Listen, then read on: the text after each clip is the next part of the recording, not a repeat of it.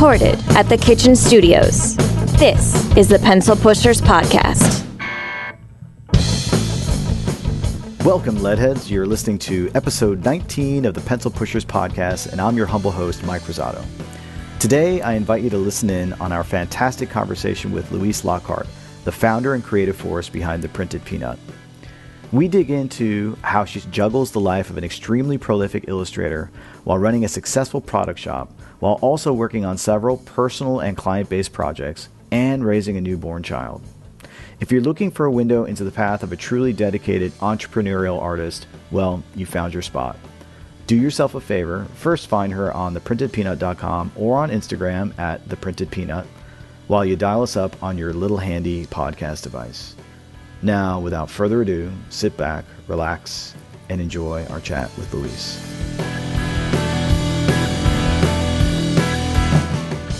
Okay, we are here with Louise Lockhart. How are you doing? Good, thank you, yeah. Thank you so much for being on the podcast. I can only imagine that you're incredibly busy for a multitude of reasons, so we are honored to have you here. And as we were just talking about a couple of minutes ago, this is the Pencil Pushers Podcast, which focuses on the hand-drawn arts as a whole. So for those that don't really know that much about you, I'd love to kind of dive into your journey as being an artist. For me, I find a lot of the artists that I want to talk to through this podcast just scrolling through Instagram, of course. And I found your work about maybe 6 to 8 months ago, and you remember that critic from Ratatouille who had the have you ever seen that movie? I've never seen it. Okay, so I need to watch it. Okay, right. So I don't know if I want to give you like a spoiler, but basically there's a scene where the chef has to impress this very, very tough critic, and he winds up serving him something that brings him straight back to his childhood. And that was kind of what it felt like when I was checking out your work. It brought me right back to my childhood, you know, the old children's books when I was having them read to me by my parents and stuff. And so it was so cool. Nice. Considering that, let's talk a little bit about how you got into art in general. I've always drawn from as long as I can remember. And both my parents are artists, so that it's been very encouraged in my household growing up. So they were like painters or illustrators or commercial artists? Or? Well, all sorts, really. My dad is like a exhibition designer and does theatre sets and things like that. They come from sort of alternative theatre backgrounds. They met in a crazy theatre where they used to live in a gypsy caravan together. Oh, wow. And my mum was like a textiles teacher, so very... material based, lots of sewing and knitting, which I am absolutely not talented in that department, but it was a very creative household, and my brother's an artist and my grandparents, so I think it was always very everywhere, very encouraged. You were destined, to put it mildly. I mean, I don't think there was any hope that I would be a lawyer or anything. They probably like that. But yeah, so I've always loved drawing. I can remember drawing, at school. And my teacher used to take home my drawings because she really liked them. That's a good sign. From the age of 5 or something. So I've always done it in my spare time. I think if you like drawing, you can't help doing it. It's like the way you process your world around you. Yeah, so definitely. As a kid, I'd always be making little illustrated books, usually about cats. So things hasn't really changed. Now you've made a successful career out of it. It's not bad. It's brilliant that I'm able to make a career out of doing it, because I don't know what use it would have otherwise. Did your siblings, were you competitive with your siblings at all? Well, my brother's so much older than me. He's 13 years older. So he left home when I was 5. Okay. So more like a fun parent really than a brother. Right. So pretty much your entire school education, you were fascinated with art and just continued to flourish. And were there any kind of more telltale signs, knowing that this is what you wanted to do as a career? Well, I had a really terrible art teacher at high school. I did too. And it just makes me feel sad thinking, like, if I hadn't have had such a parents that were encouraging like that. I mean, thankfully I did, but there must have been other kids that didn't. But yeah, he was really bad. And then, but I knew that I wanted to do art college. So after school, I did a year's course called a foundation course. I don't know if you have them, but it's like where you get to try out everything, a week of photography and then a week of fashion and then a week of sculpture. And then on that course, when I was 18, that's when I realized I wanted to do illustration. I didn't even really know what illustration was before that, which seems crazy now because I think it's really popular now. Right. But this was like, say, almost 15 years ago. It was not really very fashionable. So there was the illustration teacher on that course was like, you need to do illustration. And I was like, oh, okay. So then I did it at art school, which I went to Glasgow School of Art. Any particular reason why you chose that school? Was it known for kind of being strong in that area? No, I think it's just a very renowned school, and it's like they teach you about how to think creatively and stuff rather than just, I don't know, trying to get the best grade or it's really like out of the box kind of place, and it's quite wild, and it's a good place to be a student. Also, my grandparents had gone there in the 30s, so it was quite nice to, I mean, that's not why I chose it, but it was a nice link. Yeah. That's where they'd met. So if it wasn't for there, I wouldn't exist. That's right. I said that in my interview, and I'm sure that's why I got in. Right. No, that's awesome. Yeah. So did you find that school to be pretty vital for you in terms of not just the education, but just kind of inspiring you in any particular way as a entrepreneur or a business person? Definitely not as a business person. Yeah. I think it was quite I met really great people on there, like my best friends for life, which has been great. It was a brilliant place to be a student, but when I left, I was just like, oh, what am I going to do now? I don't know how to make a living out of this. There's no illustration job that you can just get, really. So yeah, when I left, it was quite tough for about 4 years. I don't think I did anything. I didn't illustration wise. I was just like lost. Yeah. Because I think it's quite hard when you lose all the access to all the equipment you've had and all the, the tutored advice and all that sort of thing. It's quite hard when you leave school. Yeah. To know what to do. I'm always fascinated by art schools because I went to an art school here in the States, in Savannah, Georgia.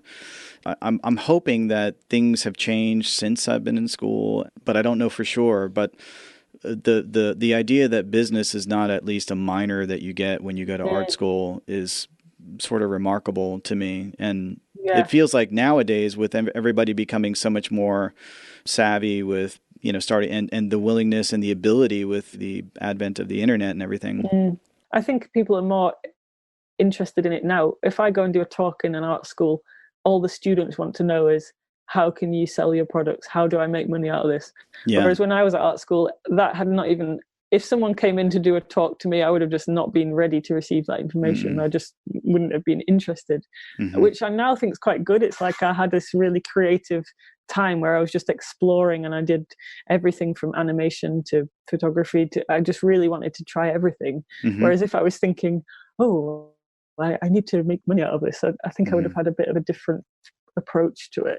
Well, it would have been a bit useful. But now I'm glad I had a more free approach. Yeah. So how did you move into, after college, you somehow made your way all the way to Vancouver, which is virtually almost on the other side of the world. I mean, how did that happen? So I left Glasgow and I moved back to my hometown, which is this tiny, tiny town in Yorkshire in England. It's a very creative, arty town. But I was like, I don't want to just come home. You want to travel. So I went. Me and my boyfriend traveled. We went to India for a bit, and Sri Lanka and France, and then we were like, where should we go next? And we worked out that we could get a year's visa to Canada if you were under 30. We just thought, we'll do that. So we just went to Canada. Well, we started off in Montreal and then Vancouver, and just stayed there for a year. What'd you think of Montreal? I liked it. Yeah, we were staying with my friend. It was absolutely the hottest place ever when we went there. And then I was thinking, I don't want to go through a really cold winter. The other extreme. Right. But I liked it, yeah. I thought, I can live there and learn French. But it didn't happen. Yeah. I actually haven't been to Vancouver since I was a little kid. I was born in New York, and my parents moved my brother and I out of New York as fast as they could. My dad got a job in Olympia, Washington, which is very close to Vancouver. Yeah. I remember it as a little kid. It was really, really pretty, but I've heard just like amazing things about Vancouver. I've heard it's just a beautiful city and really vibrant with lots of culture and et cetera. Yeah. I think for me, I really missed British humor and stuff more than I never thought I would miss it. But after a while, like after living in North America and you go into a restaurant and you just want someone to be rude to you, come on, be sarcastic or something. I just needed you should move to New York then. You won't have any problems there. But I did miss the sort of all the little nuances that you have from wherever you're from. I think you miss that, and like your friends and family and stuff.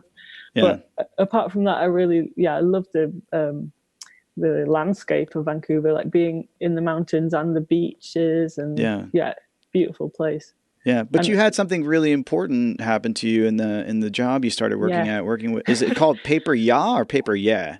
Paper Ya, like I think Ya is shop in Japanese. Okay. And it's like this is like the turning point for me. I sort of accidentally got a job in this shop, and I'm just so glad I did, because the woman that owned the shop is now like really close friend, and she's like in her 60s, this really fiery Canadian Chinese Canadian woman called Sharon, and she sort of took me under her wing and showed me the business side of this like art world, selling your products. She showed me the business side. So before that, I hadn't a clue about anything. I'd never heard of an invoice, never mind done one, she sort of made me in charge of the cards section of the shop, which was like this huge section, because the shop sold stationery, paper, anything with like illustration applied to it, like I don't know, pencil pouches or anything. And I was like, oh my god, I've never thought to apply my illustrations to a product to sell, even though now that seems like, how did I not understand that? It was a bit more niche back then. It was like not everybody was doing it. Were you drawn to the place? I mean, were you drawn to the place because of the illustration work in general, or were you just like, I just need to get a job? Both. I mean, I was looking for a job anyway, and it just really, it was like the coincidence of it, finding this place, because it was on Granville Island, which is like this little bit of Vancouver it's not an island, but it's like this funny little area. And my boyfriend we were living in a van, and my boyfriend had got a job on like a construction site or something, and we were living in this van, and he had to leave for work at 6 a.m. so I just have to get out of the van and just like walk around from 6 a.m. like, what am I gonna do? Wow. I'm trying to find a job. You had your own tiny house, I guess, with wheels. That's pretty cool. yeah, exactly, with no like shower in it or anything. So I found this place, and then got offered the job, and I was like, yes, it's all worked out. And then we got an apartment and stuff, and it was great. But so I thought, well, I wonder if I could make some products to sell in the shop. So she said, yeah, sure, just try anything you want. So I set up a sort of basic screen printing studio in the bathroom of our little apartment. So the bath would be a different color every day as I tried to print. I started printing my own paper, so I did like wrapping paper, cards, and then I'd sell those in the shop. And it was great to be able to really firsthand see what customers were picking up. I could walk around pretending to tidy the shelves, and I'd just hear the customers going, oh, this is nice, and I'd be like, yes, buy it. No, it was really good. That's awesome. So how did you position yourself amongst all that array of competition there? I mean, how did you get to the point where you were able to, I'm sure the boss, who seemed like she was, obviously friendly towards you, she gave you some opportunity to maybe put it up a little bit more up front, or was there a separate section for local artists? No. Or She just said, "Oh, just try it, for a week or whatever. If it doesn't sell, try something else." She was very open about it. And now when I look back at what I made, I'm like, oh my God, how did she put that in? It really, I cringe about what it was. I mean, it's so funny to think now, because what I was doing was just little black and white ink drawings. I didn't dare use color very much and stuff like that. And now I'm like, God, my work's so colorful now. yeah, It's crazy to think back to I mean, I was hardly even using my own drawings. I'd found old Victorian funny drawings of circuses and things. so you're kind of doing collage type stuff then. Yeah, so yeah, those sort of decoupage type things. So it wasn't even my drawing really. I'd completely lost confidence in my own. I just hadn't found my own style yet. But that was the starting point. Yeah. For them. I think she built up confidence a lot. Yeah. So you started, was it actually called the Printed Peanut at that point? I mean, were you basically calling, you created the company, I guess you could say, right? Yeah. Well, I thought I don't want to call it my own name, because my original idea was I want to have this shop, an online shop where I sell really nice printed things that I make and other people make. So I want it to have a shop name. And I really like the word peanut. So that's where that came from. I remember sitting in a restaurant with my friend going, the painted peanut? Oh, what should we call it? And what should I call it? And she went, the printed peanut, because it's print. And I was like, oh, yeah, of course. So, it just sort of naturally happened. And then it stuck. And I think it's quite a good name to Google, because it's not if you call yourself something like, I don't know, printed stationery, then it's really hard to get. I think it's quite memorable. It is very memorable. So do you pay your friend any kind of residuals or anything like that? I should do, shouldn't I? Yeah. Still waiting. Yep. So then what happened next? I mean, did you stick around in Vancouver for a while, or did you? We knew we had a year, and then. Oh, that's right. Yeah. Yeah, I think by the time the Printed Peanut was started, we probably had half a year left. So. And were you feeling pretty confident about having this be a thing, or were you? I think my confidence was building, but I didn't. I was doing loads of markets and Christmas fairs and things like that. Yeah. And that was good. And so I was sort of learning more about the business side of things. And then when I came back to England in the October of the year, so it was sort of getting up to Christmas. So I was applying for Christmas things in England, and I thought, I don't want to work part-time as a waitress or in a shop anymore. I want to do this full-time. Yeah. So coming back to England, I moved back in with my parents, and I was like, I've got to do it now. This has got to happen. So thankfully, my parents would let me work in their house rent-free for a bit, so I could get it done. If I didn't have that, I don't know how I would have done it. Yeah, So, I mean, especially if your parents were attorneys, you definitely would not be able to survive that long. Exactly. That's for sure. Yeah.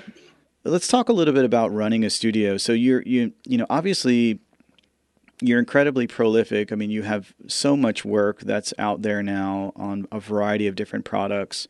Obviously it's one thing to run, I have a graphic design, a branding company, but we focus largely on the creation itself. And what you're doing is you're doing both the creation and the production and the fulfillment and so I mean,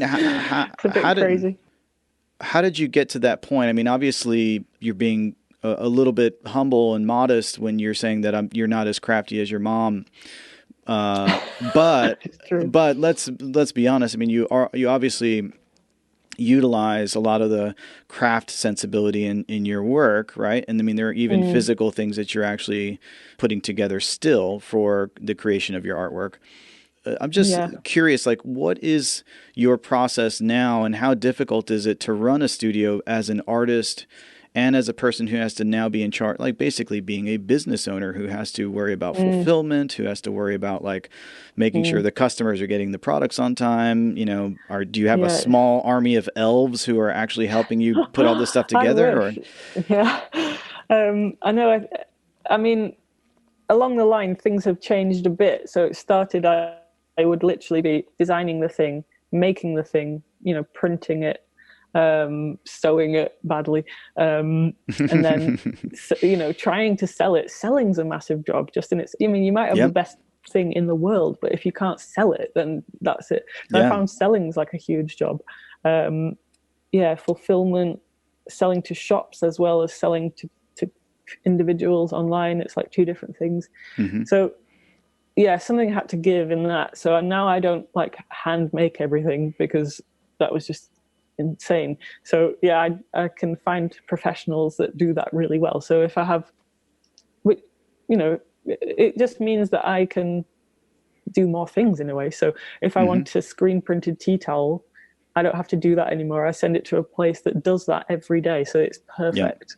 Or if I want like a cards, I used to like hand fold each card and put it in a cello bag and all that. No, just like get that ready from the factory. It's ready to go. So that's made my life easier. But I think I would like a bit of help with things like fulfillment, because, or, you know, emailing customers, to chasing up if something's got lost in the mail. It's like, oh, well, I don't know. I don't know what's happened. But it's quite a lot of different things going on. So are you basically telling me that you are literally the only person working for your business? Oh my gosh. Sometimes my mum helps at Christmas. She can be my elf. But last year I was I was selling a lot of soap, and we were hand wrapping every single soap. And I must have wrapped 3,000 bars of soap or something last December, and I was like, I can't do this anymore. How many? And then I had like 3,000 bars or something, and then I was just a bit crazy. And then I had a baby, and I was like, I need to prioritize my time. I can't just be wrapping soap for my life. I need, So now with the baby, it's a bit more tricky because he takes up quite a lot of time. Yeah, and I would imagine. I've had to think about how to prioritize my time. I think I might have to employ someone at some point.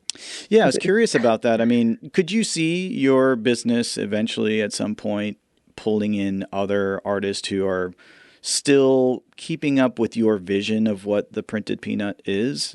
Does that make sense? You know, where you have people who are like-minded in some way, or do you always see it as you being the sole creator, or how do you kind of?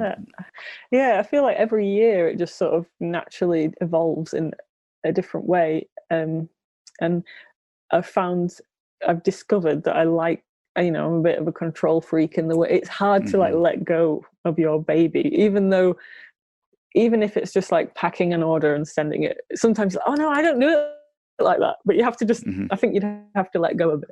But the designing is the best bit for me, so I'd like to, my dream would be I just do the designs, and then the rest you have somebody else doing the managing of everything out, because I think the design is the bit that no one else can do, hopefully, but other people can do the other bits. So I wouldn't mind help with, like, I don't know, building a website. I'm terrible at that. It's like all these things that you have to do, the social media, the website, making sure, you know, there's lots of different. And you're doing all the social media stuff too. Wow. Who would you even find to help? I just don't even know. I'm amazed. I'm literally amazed. That's amazing. Wow. Curious, like, considering how much work you actually put into this, like, just like anybody else. I mean, I've heard many artists say over the years that there's nothing scarier than a blank piece of paper. Do you ever find yourself suffering through any creative blocks, and what do you do to work through that? Yeah, I think that's how my paper cutting started, because a lot of my work is, my starting point to a lot of my designs is cutting out shapes out of paper. And I was finding that exact thing where you're looking at a blank sketchbook and you're like, oh, it's too daunting. So instead of drawing a figure onto a piece of paper, I'd just roughly cut out a figure, and then I'd draw onto the figure. And I really liked that trying to capture that slightly childlike, naive figure, you get this whole other set of constraints too. You're like, I have to do it within the way that my angular cuts have kind of formed that figure. Yeah. And I find that you get these happy accidents where you would never have drawn the shape like that, but you get this kind of funny shape, and always trying to keep a bit of that childlike play in the work, and that really helped. So I was doing it with a craft knife, and then I became too good at that. It became too perfect the way that because you practice and practice and practice. Right. So now I just use like big kitchen scissors to try and get it worse. Right. Which that's a good way to put it. Crazy, but it seems to work. Yeah, that's awesome. So is that typically? Do you try to so I guess what you're saying is that in that instance you would use the paper cuts, but then in other instances you might use some sort of basically a different medium to work within, to see what other kinds of ways that your mind will express the kind of creative ideas, essentially what you do. Yeah, and I think you can get, so as well as running the Printed Peanut, I do a lot of freelance illustration for clients. Oh, you do? Okay. So last year I was doing probably more of that than the Printed Peanut. I think I did 3 books in 6 months or something like that. And I found that I was just churning them out, banging them out, because I had to finish them for these deadlines. And I mean, that makes me sound like I didn't put 100% of my effort into it. I mean, I really tried to do it well, but you just sort of, it's like a formula you've got for your illustration. You're just working at And then when that ended and I'd had my baby, and I was like, I just want to make some work for me. I've forgotten how I work.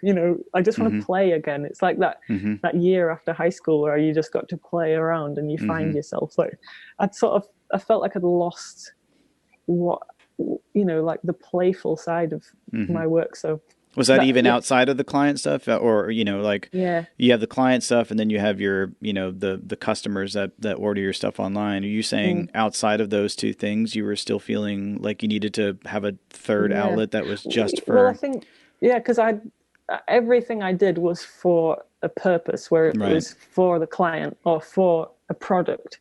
I wanted to find my inner artist again. And because I think your own personal work informs your other work a lot. I was thinking, people are always like, oh, what inspires you? What do you like drawing? And I'm like, I don't know, because I've just been doing what other people tell me to do for ages. So I was thinking, I just went back to how it all started before I was getting any work, because I just used to make pictures just for me. So that was quite nice to just to do my paper cutout shapes and play with paint again. And I got a bit scared about just because everything I was doing was for a reason. You don't have time to mess around with paint in case it looks bad. But if you're just doing it for yourself, you can just, if it looks bad, it doesn't matter. No one's paying you for it. It's interesting. I was asked about, I guess it was towards the beginning of this year, I was asked to do an art show at a local popular bar that has local artists showing their work on a regular basis. And I hadn't done paintings in years and I was terrified, but I said yes. And it was really cool because, kind of going back a little bit to what you had said before about how you used a different medium to step into, a different way of looking at your art. By doing those paintings, I did like 5 or 6 paintings, was really terrifying because I was like, I don't know what I'm going to do. I have no idea because I was so used to working for clients and people asking me to do. Right. Yeah. And so, but what was really cool is that after I went through that, even though I was terrified, I was able to get past it. It wasn't like a Picasso paint, gallery or anything like that. But what happened was at the end of it, I number one, it was great to say, okay, I actually accomplished something that I was really scared of. But at the same time, it also informed a sort of new direction for my illustrations later on, which was really cool, so. I think you need that play. And that's going back to what I was saying about, my art school experience was all about play rather than about business or something like that. And having that foundation to your thinking has helped me in my business, because I think you try and weigh up what makes a successful business, artist. Yeah. Or because obviously you could be an amazing artist, but you might not be able to sell anything. Mm-hmm. And I think it's that thing of like always, what's the word, like not reinventing yourself, but just keeping ahead of the game, and like always being playful and like keeping ahead of people that copy you and things like that, because otherwise you're just going to get swamped and people will move on. So it's that like, playful thinking and like just trying new things all the time. I think like the best artists do that. Like David Hockney's tried everything. He's still like ahead of the game, and he's like 80 odd.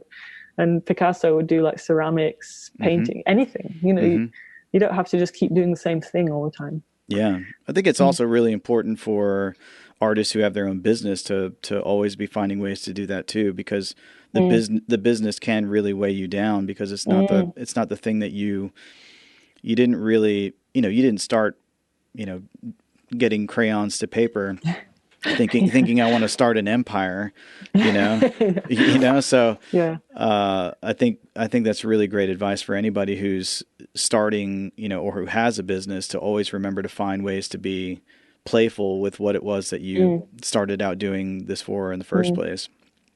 And people, the things that people ask me in interviews and things, it's always, what inspires you? What are your favorite things? And it's like, if you were just making work for products, then you would lose that. So you need to play around with your own, what you like. Yeah. Well, so now I wanted to ask you about, now you have your studio that's in your home, right? Yeah. Okay. Now that is another challenge for sure. Yeah, totally. I have definitely been in that position before, and I'm curious, what is it that you do to make sure that you are, and you have a new child, but congratulations, by the way. But, how do you make sure, because it's so easy, and I can see, especially because of the fact that you have your studio there, I see your boxes and packaging behind you. So how do you make sure that it doesn't, whoa. Okay. Yeah. So she's showing me all of the boxes of products she's got there. How do you make sure that, bike. Already, hello bike. How do you make sure that it doesn't spill out into the family life too much? I mean, you've got the physical aspect of it now, right? Well, it used to be, before the baby came along, that I would be quite good at, working 9 to 5 in my studio. And I would think, the worst thing about it was that it's quite isolating. You might not see anyone else. You really have to make yourself get out of your pajamas, because there's really no point unless you're going out. But now it's different. So I am doing a lot less work, I suppose, because I've got to look after baby. And I use the studio literally for packing orders, for that kind of business side of things, rather than drawing. But I think once he gets into childcare, then I'll be back. I can't wait to come back. I guess the good thing of you being so prolific is that you've got plenty of stuff to, hold down the fort while you're, and in terms of all the products you have now.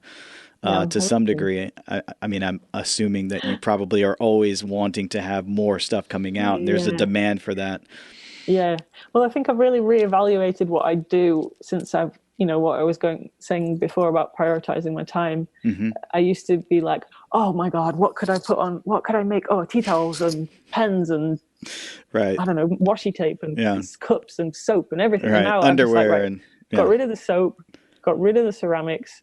I cannot cope with those. I'm just going to focus on paper-based products. Right. So I've really sort of totally reevaluated I've sort of gone back full circle into how I began.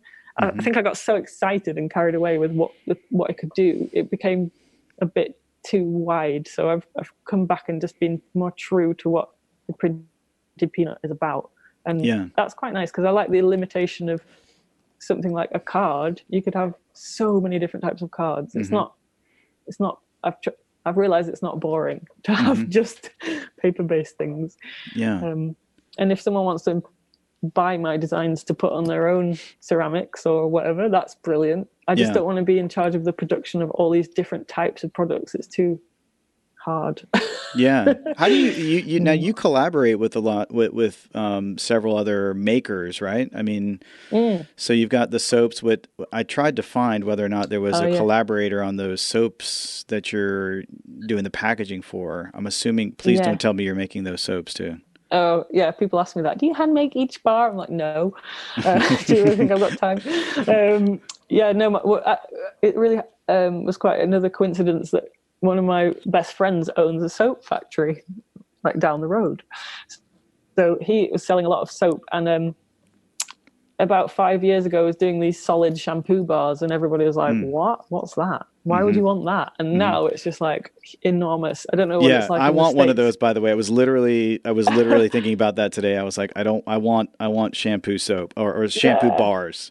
So I'll have to look that guy up. What is by the way, what's the name of his business? Can you shop for it online outside of? Friendly Soap. Friendly Soap. Awesome. But if you search for the printed peanut soap also, perfect. You get my packaging on it. But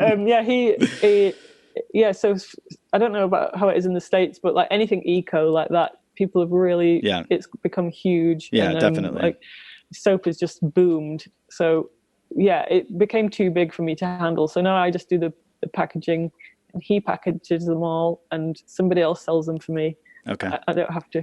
But it did used to make the studios really nice. So I do miss that. I bet. I bet, yeah. But yeah, so it's just like trying to be clever-ish about things. So I can see why you would get carried away and swamped with things. If you grow a business too quickly, I think I can understand why it might be too hard to keep control of. I think I've done it really slowly and gradually over the last 7 years now. So hopefully I've got it under control. Yeah. So you're saying you wanted to kind of like get back to what the printed peanut, the original intention of it was. Where did you see it go that was too extreme, and what is the focus that you're trying to make kind of the vision of what the printed peanut actually is? Well, I think at one point I was like, I want to be like this big business that's, I'm selling loads and loads of cards and blah, blah, blah. And actually reflecting on it, I just want to keep quite small, and I want to keep control. I like the freedom it gives to my life not being a big business. I can go on holiday and, it's not, I can manage it basically. And I think you've got to keep reevaluating, why are you doing this to make a living? You're doing it because it's something you like to do and you want to have a nice life. You don't want to be like this, I don't know, crazy business person, because that's not me. I just want to do nice pictures. So I think I've just tried to reevaluate it and think, I just want to keep it small. People like that it's small. I think that's one of its selling points. People like the idea that, they're getting something that's not mass produced. It's quite a special item from, a girl's studio in dark England. Because I do sell them to all over the world. And I think particularly Japan and Korea, they really like my things. Oh yeah, that's cool. Yeah, I haven't got that many shops in the States except 3 in Portland, which kind of makes sense. Just the 3 in Portland? That's it? I think, I've got more other places, but Portland seemed to be quite keen. That makes a lot of sense. I quite like that, though, that people still come across your work and feel like they've discovered it. It's not like this huge behemoth marketing thing that's driving the whole thing, right? I've seen it happen with, I don't know if you know the businesses like Kath Kidson and Orla Keeley over here. They're started out as textile designers, little shops and things on the high street. And then it just became so huge that the businesses have they're not as popular because the people that like them in the first place. Yeah. It's like when you find a band, and you're like, oh, they're my band, I've discovered them. And then they hit the big time and you're like, no, I don't like them anymore. Next. It's a bit like that. Right. Yeah. Yeah. What do you, do you have any plans to do any more books? Is that kind of a thing too? Are you working on anything like that? Yeah, well, I've been lucky enough that the books that I've done, publishers have asked me to do them. So I haven't written a book or drawn a book and then found a publisher. I've just been, people have said, do you want to illustrate this book about craft? And I'm like, yeah, great. Yeah.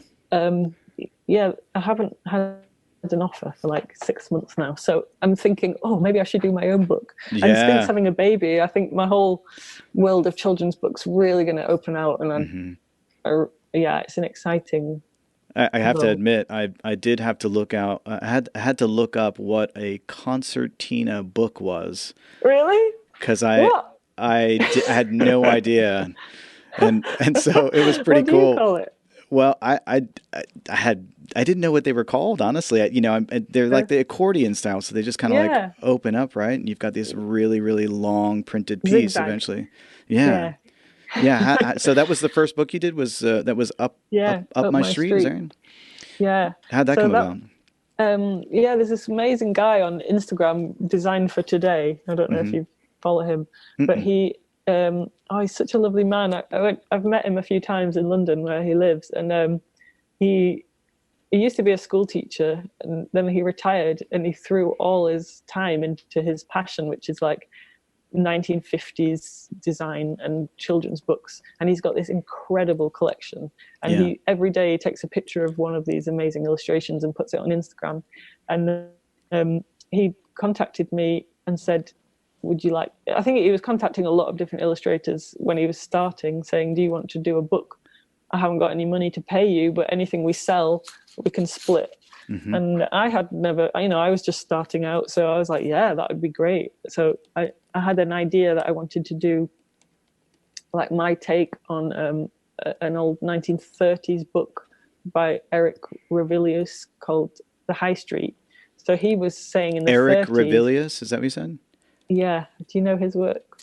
He died in the war, Second World War, but oh my God, his work is like the dream. Okay. And he'd done this book called The High Street, which he thought in the 30s that these shops were disappearing from our high street. He had all these shops like scuba diving equipment shops and beautiful cake shops and fireworks shops and like these kind of interesting small shops. And I was thinking, oh my God, as if in the 30s people thought the high street was disappearing. This is what's happening now. I don't know if it's the same, but all these old-fashioned shops in Britain were just disappearing off the high street. Like butchers and independent shops, basically, rather than chain shops. Yeah. So I was like, I want to sing the song for these amazing shops that are still there. So my grandparents lived in Scotland, and you get a lot of these crazy old shops in Scotland. So I'd be photographing them, like children's outfitters shops and really old-fashioned Indian restaurants from the 60s. And so I'd be collecting these in my brain and then, drew them out on a long, I think the book, when you stretched it out, went to about 2 meters long or something. Wow. Or a meter and a half. Next year I'm doing a follow-up to it all about the seaside town. You are? Okay. So you are working on another one. Well, in my head, I haven't started it yet. Yeah, but gotcha. In Britain, seaside towns are very kind of run down and used to be amazing in like the Victorian times, but now not so. So I want to capture some of that. Yeah, that's awesome. So as we round out this Sorry, hour, ramble on for ages. No, this is awesome. Tell me a little bit about what you've got, kind of coming up over the next year or so. I mean, obviously you've got that one book that you're eyeballing right now, but what are the plans? I haven't really got a plan. That's good. Usual. Yeah. I think just going back to reevaluating what it is that I want to do, making more of my own work, and I think just making some really beautiful prints, like art prints, I think would be nice, rather than sort of cheap stickers or whatever. It'd be nice to to actually try and make some beautiful artwork. Yeah, so scaling up a little bit more. Yeah. Becoming sort of trying to be a bit more of an artist than a commercial illustrator, just concentrate on that for a bit. Because I think having a baby to look after, it's quite hard to take on work. You know, illustration, you have very quick deadlines. It's like, yeah, we need this drawing by Friday, and you're like, I can't do that anymore. So yeah, just doing work for my own self. Yeah. But obviously there's not much money in that, so I don't quite know how that'll work out. But but that's why it's good to have the Printed Peanut shop, because it's much more of a trickle of income, steady income compared to other artwork.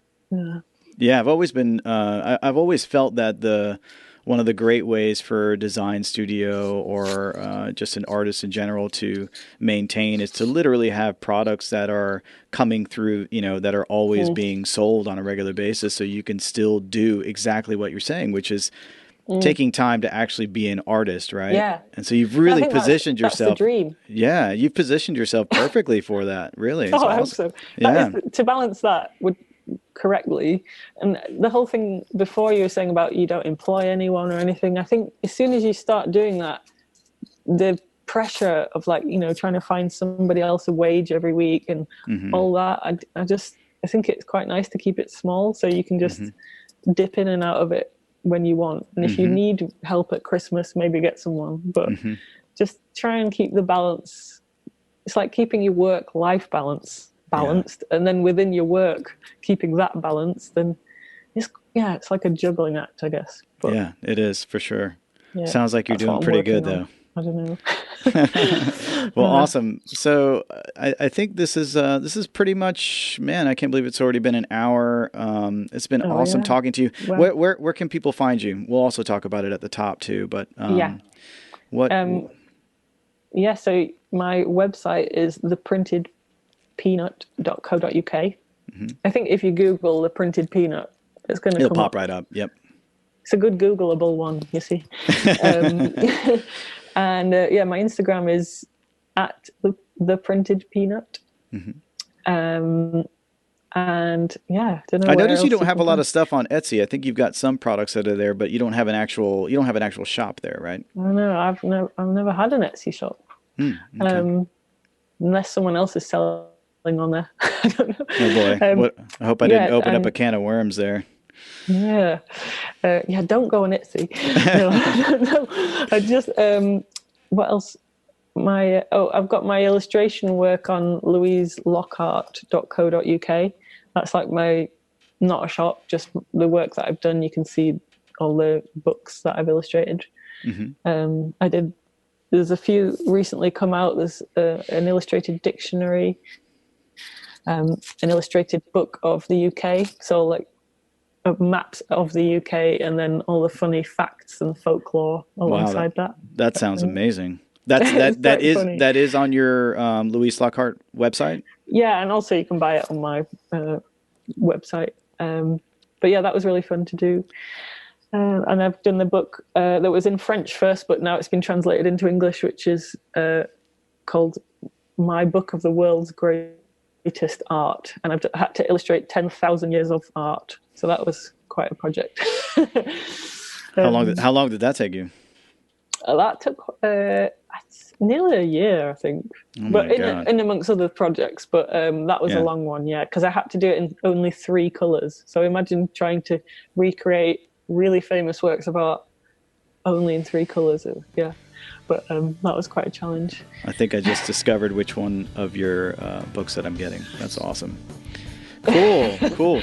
Well, Louise, it was a pleasure talking with you, and thank you for taking the time to meet with somebody that you've never met before. I really appreciate that.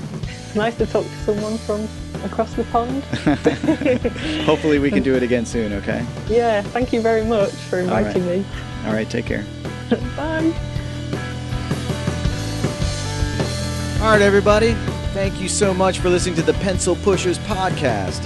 Follow us on Instagram at the Pencil Pushers Podcast for visual representation of our guest artwork, topics discussed, and anything else that contributes to the show. So be sure to subscribe. Tell a friend. Tell lots and lots of friends. become a Leadhead. And we're out.